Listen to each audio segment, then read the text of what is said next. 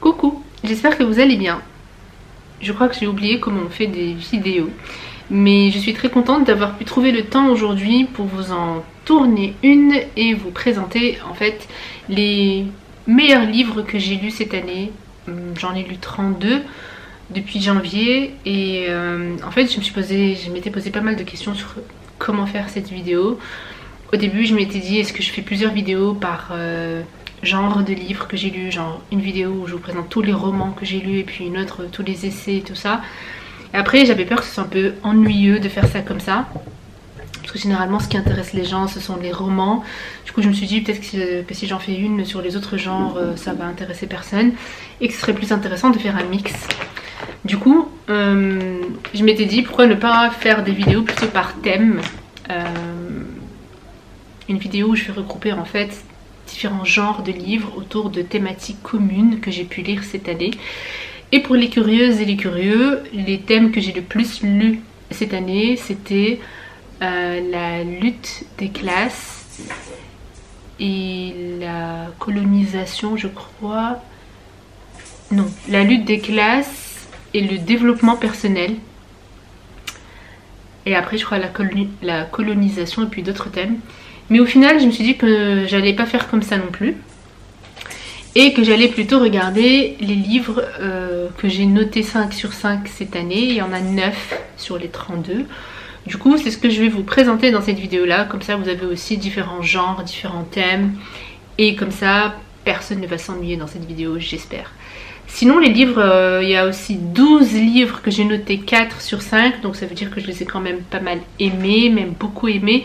Et peut-être éventuellement je pourrais faire une autre vidéo après pour vous parler de ces livres là aussi. Mais aujourd'hui du coup je suis là pour vous parler, pour vous présenter 9 livres. Il y a 3 ou 4 romans je crois dedans, le reste c'est d'autres genres. Et sans plus tarder je vais commencer avec le premier qui n'est pas un roman, qui s'appelle Loving What Is. Et c'est un livre que j'ai lu en début d'année. Je l'ai découvert dans les stories de Mexique Bookshop sur Instagram. C'est un libraire à Tanger qui partage un petit peu comme ça assez régulièrement les nouveaux arrivages qui arrivent dans sa librairie. Il vend des livres surtout en anglais et du coup j'avais vu celui-là, Loving What Is. Et je crois qu'il y avait aussi un sous-titre. Et en tout cas ça m'avait pas mal parlé et je l'ai commandé comme ça. Et figurez-vous que c'est un livre, en fait, je ne l'avais pas noté 5 sur 5 sur le coup. Mais c'est en préparant cette vidéo et en revoyant en fait les livres que j'ai lus où je me suis dit en fait ce livre c'est un 5 sur 5. Même si je ne l'ai pas fini, même si j'ai lu juste un peu en fait en vrai. Mais c'est un livre qui m'a enseigné des choses qui sont importantes et que je continue d'utiliser maintenant et auquel je repense assez souvent. Du coup je me suis dit que finalement c'était un 5 sur 5 ce livre. Je vais vous expliquer aussi pourquoi je ne l'ai pas fini et de quoi il s'agit. En fait Loving What Is c'est un livre assez pratique. Il a été écrit par une dame qui était assez dépressive dans sa vie à un moment. Et je pense qu'elle était très violente aussi avec ses enfants, sa famille, tout ça. Et je pense qu'elle souffrait vraiment, voilà, psychiquement, il y avait des choses qui n'allaient pas et elle avait été internée, il me semble. Et puis un jour, un matin, elle s'est réveillée, elle était par terre. Et en se réveillant, elle a réalisé qu'elle avait totalement changé, comme si elle avait eu une prise de conscience profonde et qu'elle avait compris certaines choses. Et en fait la dame hi, voilà, je vous présente Isha. Si vous l'avez raté sur Instagram ou sur le podcast, ben voilà, maintenant vous l'avez vu. Coucou. Et du coup je disais c'est une dame, voilà, elle a réalisé en fait qu'elle avait totalement changé, qu'elle avait pris conscience de certaines choses qui non seulement lui donnaient une nouvelle vision et perception de la vie, mais en plus qu'il avait changé elle et qui l'ont rendue autre. Elle a commencé en fait à être d'une façon différente, totalement différente de ce qu'elle était avant. Et ses enfants ont été super surpris et tout. Et puis en tout cas, pour vous la faire courte, elle a pris conscience de certaines choses et elle a développé une sorte de méthode qui aide les gens à... surtout qui ont vécu un certain trauma, soit qui ont vécu de grands traumas ou juste des conflits, qui ont des conflits ou dans leur famille, leur couple. Et en fait, elle a développé une méthode pour accompagner ces personnes et qui permet de créer un déclic chez elles pour qu'elles puissent en fait faire la paix par rapport au trauma qu'elles ont vécu et par rapport à ces problèmes. La paix avec elles-mêmes et la paix même avec la personne qui leur a causé le trauma. Et le livre, donc il consiste à expliquer un petit peu la démarche, la méthode. Il y a en fait un certain nombre de questions qu'il faut se poser, auxquelles il faut répondre. Et au fur et à mesure que tu réponds aux questions, tu prends conscience d'un certain nombre de choses qui vont te faire voir la situation d'une façon totalement différente. Et qui vont te faire ressentir des choses que tu n'aurais jamais imaginées. Et dans le livre, en fait, elle présente du coup ça, comment les étapes à suivre et tout, mais surtout, elle retranscrit des discussions qu'elle a eues avec des personnes qui ont vécu ça et elle raconte un petit peu comment ça s'est passé. Et du coup, on a beaucoup de dialogues, vraiment des questions-réponses, questions-réponses. Et ce sont des personnes qui ont vécu des traumas très durs, donc soit des parents qui ont perdu un enfant dans un accident, des femmes qui ont été victimes d'inceste dans leur enfance, donc une femme qui a été trahie par son mari. Donc en fait on a des situations où tu te dis mais c'est impossible en fait de voir la situation autrement. On a un coupable, une victime, ou une coupable, une victime, et que voilà, on a du mal à imaginer une autre perception de ces situations-là. Et pourtant, elle nous fait prendre conscience de pas mal de choses à travers les questions qu'elle pose.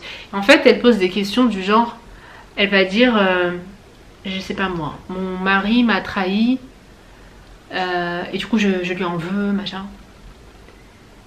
Et en fait, elle pose toujours les mêmes questions dans sa démarche. Et moi, si j'ai abandonné le livre, c'était aussi parce que je le trouvais trop répétitif et ça m'a ennuyé de relire à chaque fois les mêmes questions et les réponses, les mêmes questions et les réponses.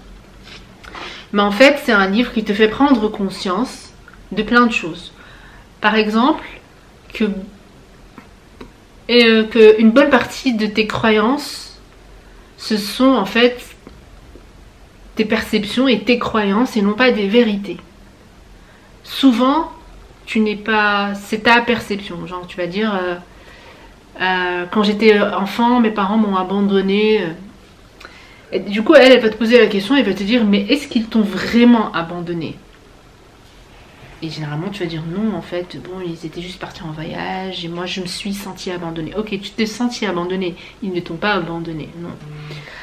Et en fait, elle te fait prendre conscience du coup de ce genre de choses. Et elle te fait aussi prendre conscience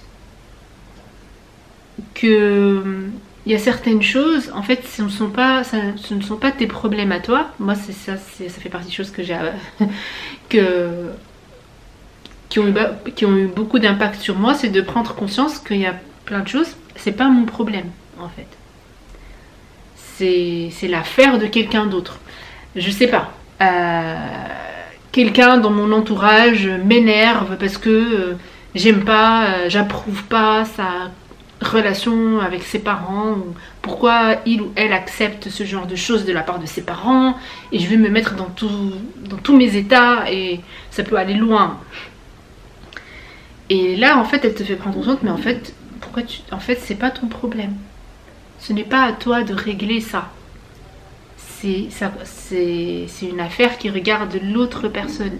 Et du coup ça franchement moi ça m'a changé la vie, parce que je me suis rendu compte que ouais, j'étais souvent dans ce cas de figure où je pouvais être dans cette situation là, et puis quand je me suis rendu compte, mais oui en fait c'est pas mon problème, j'ai pas à le gérer. Et ça paraît simple dit comme ça, mais en vrai voilà, on se retrouve souvent en train de croire que c'est à nous de gérer les problèmes des autres. C'est un peu comme dit Sadhguru, quand tu essayes, when you try to fix the other person, tu essayes de réparer l'autre.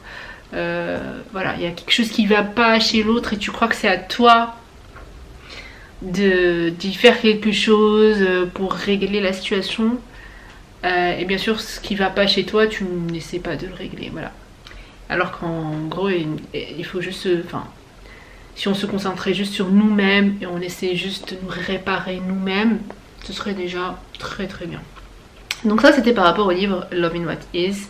Je ne sais pas s'il existe en français. Le deuxième livre que j'ai adoré cette année, c'est un roman, c'est L'œil le plus bleu de Toni Morrison. Un classique moderne que tout le monde connaît, que beaucoup de gens ont lu, que j'ai beaucoup aimé, sans grande surprise. Je pense que je l'avais lu dans le cadre d'une lecture commune dans le book club de Christelle Totanga, même si je n'avais pas eu l'occasion d'en discuter avec elle. Il me semble que c'était dans son club de lecture au début de l'année. Et L'œil le plus bleu, c'est l'histoire de deux sœurs noires. Je crois qu'il y en a une qui est plus noire que l'autre. Et il y en a une qui déteste sa couleur noire et qui veut tout faire en fait pour s'éloigner le plus possible de ça et de ce que ça conditionne, de ce que ça veut dire et ce que ça peut avoir comme impact sur sa vie et tout. Et on suit un petit peu l'histoire de ces deux filles qui vont grandir. Il me semble, ça fait longtemps que je l'ai lu, du coup je me rappelle pas très bien. Mais je sais que j'ai noté 5 sur 5 et je l'ai beaucoup aimé et voilà. Un autre livre, cette fois-ci c'est un essai, ça s'appelle Sur les bouts de la langue, traduit en féministe. Et c'est un livre que je suis très reconnaissante à l'Institut français de m'avoir fait découvrir ce livre et cette autrice parce que je ne le connaissais pas. Et j'ai eu l'occasion de rencontrer l'autrice et de lui parler, d'échanger avec elle. Et c'était un superbe livre et c'était une super lecture que j'ai noté donc 5 sur 5. Et en fait c'est un livre qui parle de la traduction en féministe. Pas uniquement des livres féministes, mais aussi comment est-ce que le travail de traduction des livres se fait quand on est soi-même féministe et qu'on essaie en fait de prendre en compte ce prisme-là, cet angle-là dans la traduction des livres. Et je me rappelle que dans notre discussion, on s'était aussi posé la question et demandé et rêvé, enfin, était curieuse d'imaginer comment est-ce que, si on voulait traduire certains classiques en féministe, qu'est-ce que ça va donner. Je dis ça et j'imagine déjà les haters dans les commentaires, tout ça. En mode de laisser les classiques tranquilles avec votre féminisme, tout ça. Mais en tout cas, c'était une superbe lecture que moi je recommande à fond pour les personnes qui sont intéressées soit par la littérature, soit par le travail de traduction, soit par le féminisme. C'est un livre qui est super accessible, qui est pas mal documenté, que j'ai trouvé hyper intime aussi. En fait, c'est pas le genre d'essai académique froid, enfin non, parce que il y a en fait je suis étonnée de me rappeler de ces détails, il y a en fait une sorte d'alternance entre essai et en quelque sorte journal intime de l'autrice, enfin moi je l'ai perçu comme ça, qui raconte un petit peu d'autres choses de sa vie personnelle, ou comment est-ce que des choses qu'elle a vécues en écrivant ce livre ou en traduisant d'autres livres. Donc voilà, franchement c'est une super lecture et que je recommande à fond. J'ai aussi lu le dernier journal de Krishnamurti, un grand maître indien / anglais.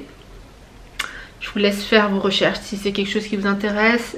C'est un livre Krishnamurti et voilà, il est dans la spiritualité et c'est son dernier journal, donc c'est son journal de fin de vie où si vous avez envie en fait de méditer un petit peu, d'être dans la contemplation, de réfléchir de façon lente, ou plutôt d'observer, pas de réfléchir, et d'être accompagné dans ça par Krishnamurti, c'est un livre qui peut être intéressant. Il est même très poétique, il y a beaucoup de descriptions parce qu'il a écrit quand il était isolé dans une maison au milieu de la nature. Du coup chaque matin il décrit un petit peu ce qu'il voit et tout, et ses réflexions le mènent un peu partout. Et puis c'est aussi un journal où il retranscrit, il me semble, des réponses qu'il a données à des journalistes ou autres en fait qui lui ont posé un peu des questions existentielles et auxquelles Krishnamurti répond. Donc voilà, c'est une superbe lecture qu'on peut picorer comme ça petit à petit, lire quelques pages par-ci par-là de temps en temps. En tout cas moi c'est comme ça que je l'avais lu. Un autre livre un petit peu dans la même thématique spiritualité, c'est le grand livre du yoga. Et là c'est autre chose, c'est du lourd pour des personnes qui pourraient être intéressées par le yoga et aussi par le yoga classique, dans le sens où c'est un livre ancien, il me semble, c'est un livre ancien en tout cas qui revient sur un enseignement ancien et que j'ai trouvé... C'est un livre que j'ai lu au début en prenant plein de notes, en faisant plein de schémas pour essayer de tout noter, tout comprendre, tout assimiler, tout schématiser, parce qu'il raconte en fait comment est-ce qu'on est constitué énergétiquement, les nombres de couches, chacune ce qu'elle veut dire, chacune ce qu'elle représente, comment elle est impactée par quoi, tout ça. Genre si vous êtes intéressé par les énergies, l'âme, mais aussi tout ce qui est émotions cérébrales, enfin il parle un peu de tout ça. Avant d'arriver à des pratiques de yoga et chacune comment la faire, les bénéfices, sur notre santé, ça parle aussi de nutrition, ce qu'il faut manger, pas manger, enfin voilà. Ensuite j'ai lu Qui a tué mon père d'Édouard Louis. Alors Édouard Louis c'était aussi un des auteurs que j'ai découvert cette année. Tiens, ça aurait pu être un thème. C'est aussi un des auteurs que j'ai découvert cette année où j'ai lu tous les livres qu'il a écrits seul. J'ai pas lu les livres qu'il a écrits avec quelqu'un d'autre. Du coup, je pense qu'il y en avait 5. Et mon préféré, ça a été Qui a tué mon père. Ce sont des romans / autofiction. Et dans celui-là, j'avais aussi eu l'immense chance de rencontrer Édouard Louis et c'est une personne tellement précieuse. C'était aussi une de mes meilleures rencontres de cette année. Encore une fois, un grand merci à l'Institut français, franchement. Ces livres déjà se lisent très vite, ils sont courts et tout.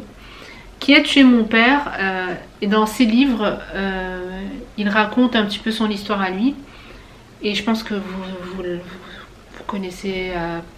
j'imagine tous et toutes Édouard Louis, mais je rappelle quand même que ces livres parlent de transfuge de classe, c'est-à-dire comment est-ce que il a quitté sa classe sociale de naissance, vu qu'il était issu d'une famille d'ouvriers, il me semble, si je dis pas de bêtises, et que puis après, voilà, il a pu, grâce à l'éducation et à énormément de travail et d'efforts, il a réussi à grimper socialement, réaliser une sorte d'ascension sociale, vu qu'il a pu faire une grande école à Paris. Après, voilà, maintenant il mène un niveau de vie, enfin il fait partie d'une classe sociale plus élevée. Du coup il raconte un peu dans tous ses livres comment il a fait ça, et en fait c'est surtout, il raconte son obsession de vouloir absolument quitter cette classe d'ouvriers. Mais ces livres sont surtout en fait une dénonciation de ces inégalités sociales et ces injustices qui sont vécues et subies à cause justement de cette histoire de classe et des inégalités donc qu'elles impliquent. Et dans le livre Qui a tué mon père, eh bien, il va parler de son père. Et il va parler... Pourquoi j'ai adoré ce livre? Parce que c'est un livre où Édouard Louis est très en colère et qu'il m'a aussi moi-même mise... Tu fais quoi là? Tu fais quoi? Et c'est un livre qui m'a mise très en colère parce qu'il raconte un petit peu comment la santé de son père s'est détériorée et a été limite détruite. Parce qu'il faisait partie de... Parce qu'il était ouvrier, il travaillait à l'usine, il a eu un accident, qui lui a cassé le dos, et puis il raconte un petit peu, il parle du système de... comment on appelle ça, tout ce qui est caisse sociale en France, et surtout de l'impact aussi des différents gouvernements et des différents mandats présidentiels en France, leur impact sur les classes sociales justement d'ouvriers, tout ça. Parce qu'avec chaque gouvernement, avec chaque mandat, il y a des fois de nouvelles lois, de nouvelles règles, voilà, qui vont faire diminuer certaines pensions, certaines aides sociales, tout ça. Et du coup, il montre très bien que voilà, tu peux réduire cette aide sociale de 5 € par mois et tu crois que c'est rien, mais en fait 5 € ça fait vivre une famille pendant, voilà, je sais pas combien de temps. Il donne du coup ces exemples concrets, mais surtout quand il dit qui a tué mon père, en fait, il responsabilise directement les personnes qui ont finalement tué son père à petit feu en lui détruisant la santé, parce que voilà, il va faire l'accident à l'usine, il va s'arrêter de travailler, il va recevoir une aide sociale, je sais pas comment ils appellent ça, des termes techniques, pendant un certain temps, et puis au bout d'un moment, le gouvernement lui dit en fait on peut pas genre t'aider comme ça éternellement, il est temps que tu retournes au boulot. Et du coup en fait il démontre un peu ce capitalisme aussi qui est sans pitié, et où son père il va être amené à sortir travailler dans la rue, balayer les rues, tout ça, alors que c'est un homme qui est vieux, qui voilà, qui a déjà une santé faible. Et ça j'ai beaucoup aimé, voilà, c'est ça, enfin j'ai aimé de toute façon tous les livres d'Edouard Louis, mais dans celui-là c'était mon préféré parce que peut-être justement il était encore plus concret par rapport à la responsabilisation des coupables de ces injustices. Voilà.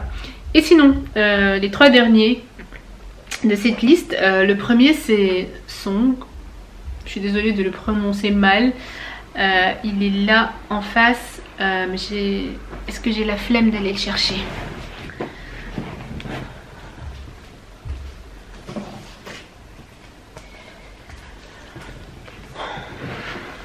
Alors, c'est celui-là, c'est une BD de Han et Pauline Guiton. Et c'est une superbe BD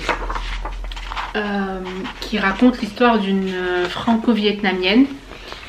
Et en fait, chaque planche, honnêtement, chaque planche, j'avais envie de la découper et de lui mettre un cadre et de la mettre chez moi.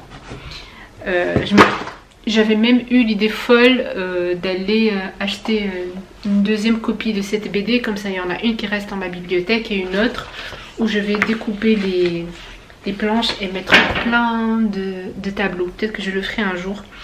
Parce que franchement j'ai beaucoup aimé. C'est l'histoire d'une... Et en fait chaque chapitre il commence par un mot vietnamien et à côté on a ce que ça veut dire. Donc ici on a se blesser et c'est l'histoire de...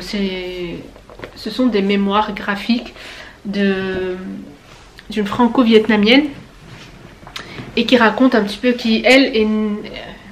Je suis pas sûre, mais je crois qu'elle est née en France et elle raconte un petit peu, elle décide de retourner au Vietnam, sa mère elle est restée au Vietnam en fait et son père est en France, et du coup elle décide de retourner au Vietnam et elle fait pas mal d'interviews avec sa mère, son père je crois aussi, pour raconter un petit peu l'histoire de leur migration, comment ça s'est passé, tout ça. Il est super beau, j'ai beaucoup aimé, clairement un 5 sur 5 pour plusieurs raisons. Déjà le Vietnam et puis Hai An que je connais aussi. Et puis j'ai tout adoré tout simplement. Les 2 derniers livres que j'ai lus, le premier c'est Kilomètre Zéro de Maud Ankawa. En fait ce sont mes 2 meilleures lectures de cette année. Les 2 que je vais vous présenter là. Peut-être que j'aurais dû commencer avec, mais bon. Le premier donc c'est Kilomètre Zéro de Maud Ankawa, une autrice que j'ai découverte grâce au podcast In Power. Là devant moi j'ai son 2e livre que j'ai pas encore lu, Respire.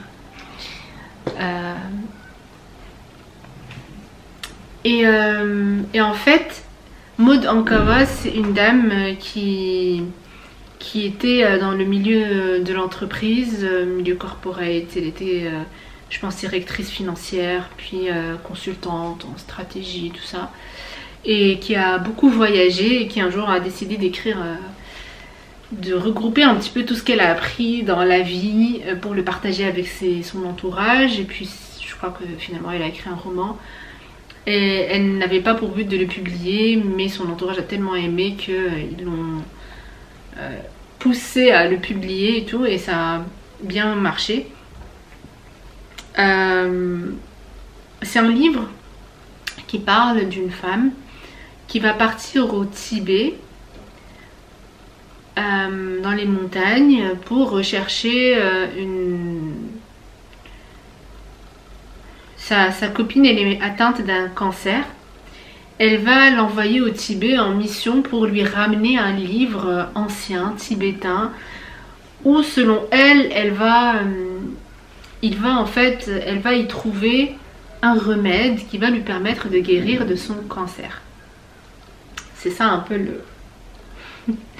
Isha s'est endormie. C'est ça en fait un peu le synopsis.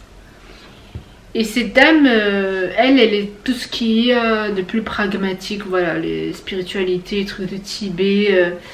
C'est les gens plutôt qui croient à la médecine, voilà, des cliniques, et non pas à des autres types de médecine, enfin, de guérison. Et du coup, qui va y aller avec en mode hyper sceptique et tout.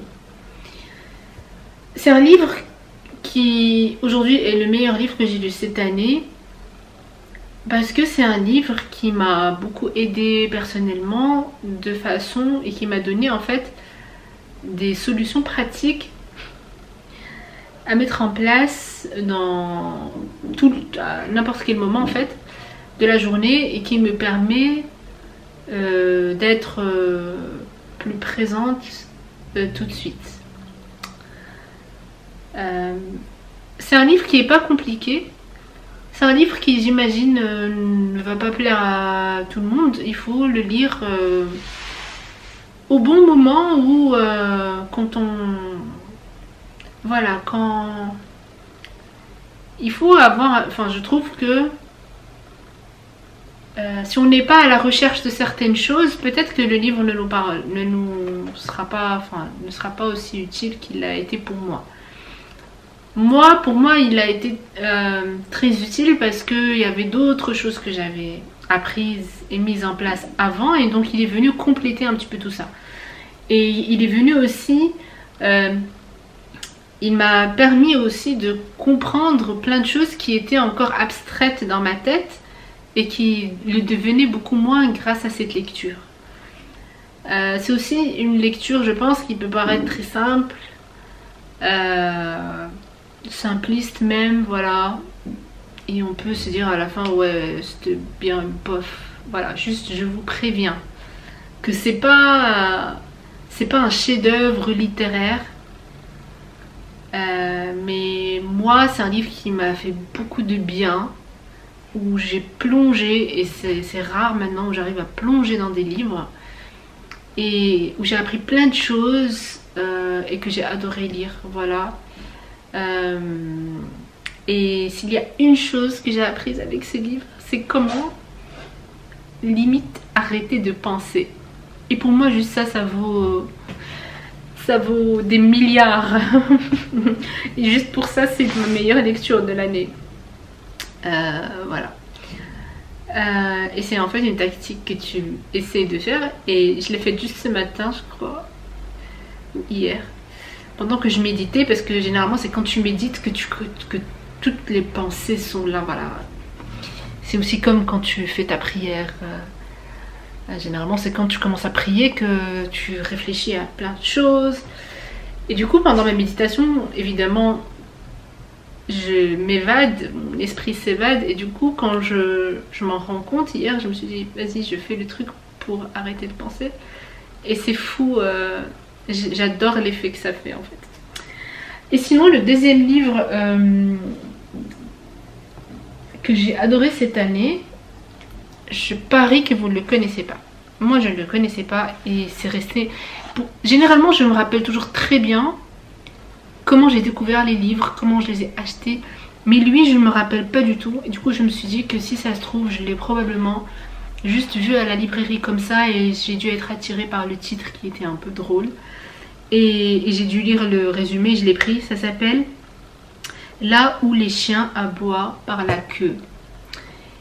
Et du coup j'ai découvert une maison d'édition aussi. Et après ça m'a donné envie d'aller commander tous les livres de cette maison d'édition les yeux fermés. J'ai beaucoup aimé l'objet livre. En fait il ne paye pas de mine comme ça. Mais j'ai beaucoup aimé l'expérience de lecture. J'ai bien aimé le papier, les polices, voilà. Le fait qu'il soit comme ça très fluffy. Ça j'ai beaucoup aimé. J'ai bien aimé aussi les dimensions. C'est pas les mêmes que le poche. Il est un peu plus grand et un peu plus carré. Anyway. C'est un livre qui parle... L'autrice elle est française et originaire de la Guadeloupe. Son père est guadeloupéen. Et sa mère elle a grandi à la frontière franco-belge. Et j'étais aussi du coup super intéressée de lire un livre qui est écrit par une dame de la Guadeloupe, puisque j'en lis pas des masses, j'en croise pas des masses déjà. Maintenant je me demande si tous les livres que je vous ai présentés ont été écrits par des femmes. Je vais les compter après. Et en fait c'est un roman que j'ai adoré. Dès le début j'ai adoré, dès la première phrase. Il est super bien écrit. Et c'est une femme, je crois que c'est de l'autofiction, j'ai pas fait de recherche, mais j'ai l'impression que ça pourrait facilement être l'histoire de sa vie, voilà, celle de l'autrice, parce que c'est l'histoire d'une femme, voilà, qui est née en France, ses parents ils sont venus de la Guadeloupe, et une fois qu'elle a atteint la trentaine, elle décide d'aller faire des interviews avec son père, sa grand-mère paternelle et ses tantes paternelles. Voilà, parce que c'est son père qui vient de la Guadeloupe, comme l'autrice. Elle fait des interviews avec eux, avec elle, pour qu'il et elle lui racontent voilà, l'histoire de leur migration en France, comment ça s'est passé, comment était la vie en Guadeloupe, pourquoi ils sont arrivés en France. Et c'était aussi intéressant pour elle de croiser un petit peu les perceptions et les versions des différentes personnes, parce qu'elle racontait pas du tout les choses de la même manière. Elles n'ont pas vécu ça de la même manière, elles n'ont pas vu les choses de la même manière, tout ça. Et le personnage de la grand-mère était particulièrement intéressant parce que c'est une dame ça parle aussi un petit peu d'ésotérisme, de sciences occultes. C'est une dame qui voit les anges, qui leur parle. Et du coup, il y a aussi cette dimension que moi j'ai aimée. C'était une super lecture, voilà, tout simplement. Moi j'adore de toute façon les romans où il y a plusieurs générations, on suit l'évolution de plusieurs générations, l'évolution de l'histoire de plusieurs générations, vous avez compris. Et là c'était le cas. Du coup voilà, c'est une lecture que je recommande à fond. C'était le meilleur roman que j'ai lu. Et même si Kilomètre Zéro c'est aussi un roman, mais c'est différent. Kilomètre Zéro c'est un peu une sorte de... Je sais pas si c'est ce qu'on appelle le roman initiatique. Et là c'était plus voilà, une histoire qui va... Les deux m'ont embarqué mais différemment, clairement. Et du coup ce sont mes deux meilleures lectures pour cette année. Au moins les deux meilleures lectures ce sont des femmes. So we're happy about that. Et je vais regarder les autres. Tant qu'à faire. Et si vous êtes curieuse et vous avez une minute... Alors, nombre de femmes sur 9. 1, 2, 3, 4, 5, 6. 6 sur 9, ça va. Les 3 hommes, ils sont soit pas blancs, soit pas hétéros. Voilà, donc l'homme blanc hétéro, c'est ce que je lis presque plus, sans le faire exprès. Mais c'est comme ça. Voilà, parce que les 2 autres hommes, ils sont indiens. Et le 3e, ben, c'est Edouard, lui. Et voilà. Et lui, il est pas... Il fait partie de la communauté queer. Donc voilà, c'était mes lectures. Mes meilleures lectures de cette année. J'espère que cette vidéo a été intéressante. Je sais pas du tout si elle va ressortir dans votre feed, tout ça avec l'algorithme YouTube, vu que j'ai pas posté de vidéo depuis 6 mois je crois. 5 ou 4, je sais plus. En tout cas, je vous souhaite de bonnes lectures, bonne fin de vacances, bonne rentrée et moi je vous dis à très bientôt. Bisous.